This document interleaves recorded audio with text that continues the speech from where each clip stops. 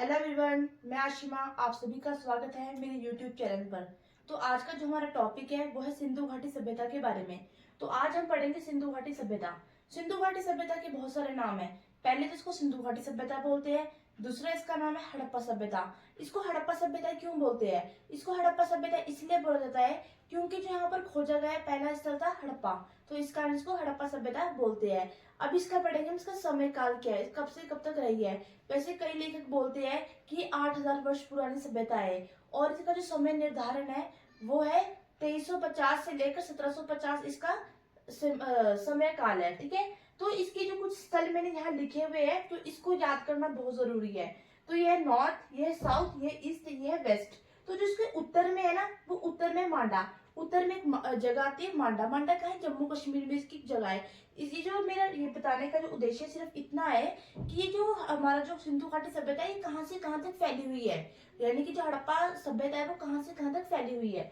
तो उत्तर में मांडा तक फैली हुई है, ईस्ट में ये आलमगीरपुर जो कि यूपी उत्तर प्रदेश में है, साउथ में फैली हुई है देमाबाद जो कि महाराष्ट्र में है, पश्चिम में फैली हुई सूतकांगेडोर। ये सूतकांगेडोर पहले बहुत ज्यादा फेमस आ चुका है। क्यों फेमस है? क्योंकि यहाँ पे हमारे को घोड़े थे ना, घोड़े की हड्डियों के अवशेष मिले हमारे को सूतकांगेडोर से। ठीक है, अब हम इसके पढ़ेंगे इसके स्थल कौन कौन से है। तो सबसे पहला स्थल है इसका हड़प्पा। हड़प्पा स्थल है जो कि हमारे रावी नदी के तट पर है। रावी नदी के तट पर बाएं तट पर स्थित है, यानी कि रावी नदी के किनारे बाएं तट पर स्थित है। इसकी खोज किसने की थी? तो वो की थी 1921 में की थी, वो की थी दयाराम साहनी ने। और इसकी जो हमारी जो हड़प्पा सभ्यता है, हड़प्पा सभ्यता में जो पहला खोजा गया स्थल है हड़प्पा, ये है कहाँ पे है ये? तो ये पाकिस्तान के पंजाब में मोंटगोमरी के शाहीवाल जिले में स्थित है हमारा हड़प्पा स्थल। यहाँ से हमारे को क्या मिला हुआ है? यहाँ से हमारे को योगी, योगी मतलब कि शायद पुजारी बैठा हुआ है, अपने ध्यान मुद्रा में बैठा हुआ पुजारी, उसकी कुछ एक हमारे को मूर्ति मिली हुई है जो कि उसने शॉल ली हुई है, अपने कंधे पे उसने एक शॉल ली हुई है। वो तिपटिया पैटर्न पर आधारित है। ठीक है, उसके अलावा हमारा एक और स्थल आता है मोहनजोदड़ो। मोहनजोदड़ो की शायद एक मूवी भी बनी हुई है, आपने देखी होगी। तो मोहनजोदड़ो का मतलब होता है मृतकों का टीला। इसको स्तूपों का शहर बोलते हैं, इसको नखलिस्तान का शहर भी बोलते हैं इसको, हमारे मोहनजोदड़ो को। मोहनजोदड़ो कहाँ है? ये पाकिस्तान में ही है, पाकिस्तान के नरकाना जिले में है। 1922 में इसकी खोज की थी रखालदास बनर्जी ने। वो कौन सी नदी के किनारे है? तो वह सिंधु नदी के किनारे। जो मैं आपको नदियां बता रही हूँ ना, ये नदियां बहुत इंपॉर्टेंट है। जैसे जो रावी नदी के किनारे कौन सा स्थल है? तो हड़प्पा है। और सिंधु की तरफ कौन सा है? तो वो मोहनजोदड़ो है। एक साइड और आती है चनहुदड़ो। चनहुदड़ो भी लगभग मोहनजोदड़ो से 130 किलोमीटर के पास ही स्थित पड़ता है। ये भी हमारा पाकिस्तान की साइड है चनहुदड़ो। ये पता है क्यों फेमस है? ये इसलिए फेमस है, यहाँ से हमारे को चीज मिलती है लिपस्टिक। जो आजकल औरतें अपने होठों पर लिपस्टिक लगाती है, तो लिपस्टिक के साक्ष्य हमारे को यहाँ से मिलते हैं।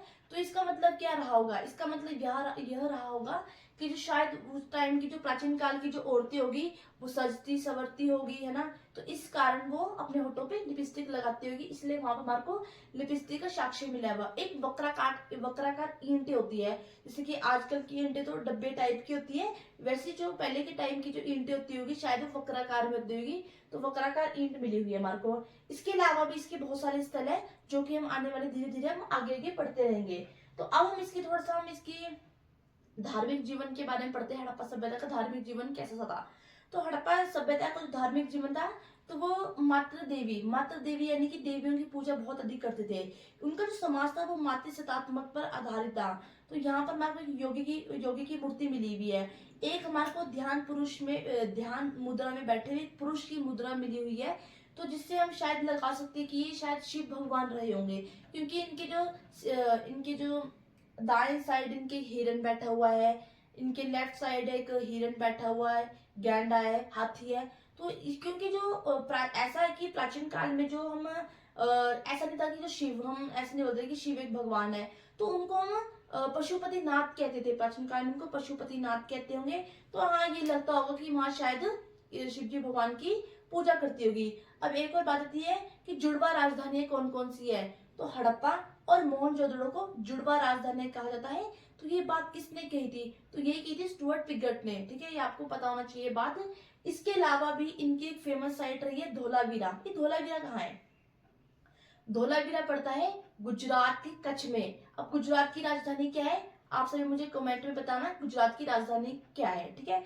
तो हम बात करते हैं धोलावीरा के बारे में। धोलावीरा प्राचीन भारत या फिर बोल दो कि सिंधु घाटी सभ्यता की सबसे बड़ी साइट कौन सी रही है, तो वो हमारी धोलावीरा ही रही है। यहाँ से एक स्टेडियम मिला हुआ है, स्टेडियम मतलब कि जहाँ शायद बच्चे खेलते होंगे, ये स्टेडियम मिला हुआ है। यहाँ से एक ऐसा एक ब्लैक बोर्ड मिला हुआ है जो कि श्यामपट्ट है, ठीक है ना। यहाँ से इसके हमारे को एविडेंस मिलते हैं। एक और साइट है राखीगढ़ी। ये राखीगढ़ी कहाँ पड़ता है, ये पड़ता है हरियाणा। हरियाणा में एक जिला पड़ता है, हरियाणा में एक साइट पड़ती है गंगानगर, तो वहां से पड़ता है हमारा ना राखीगढ़ी।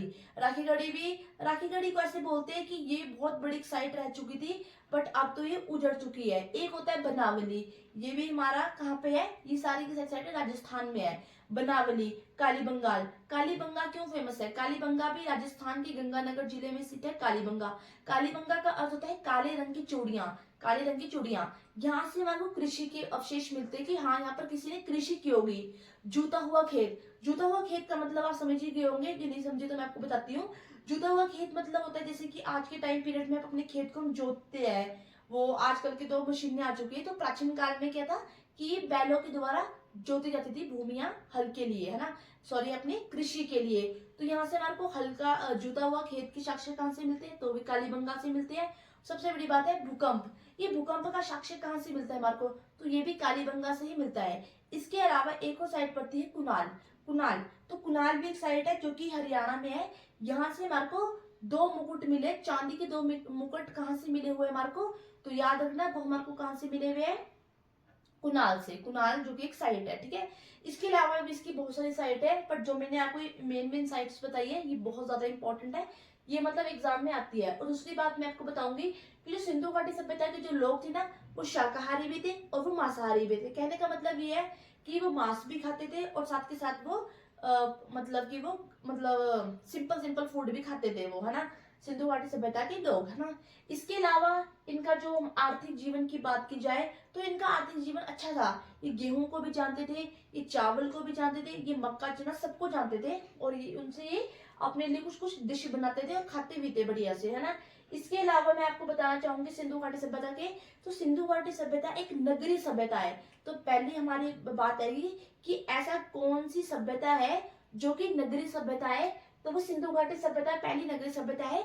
इसके बाद भी दूसरा सिविलाइजेशन यानी कि नगरीकरण आएगा। वो कब आएगा, जब हम महाजन पदों के बारे में पढ़ेंगे, तो वो हमारा दूसरा नगरीकरण भी आ जाएगा। इसके अलावा समाज की स्थिति कैसी थी, जो हमारा समाज था वो 4 श्रेणियों में बटा हुआ था। पहला तो उच्च वर्ग होगा, फिर मध्य वर्ग होगा, फिर निम्न वर्ग है।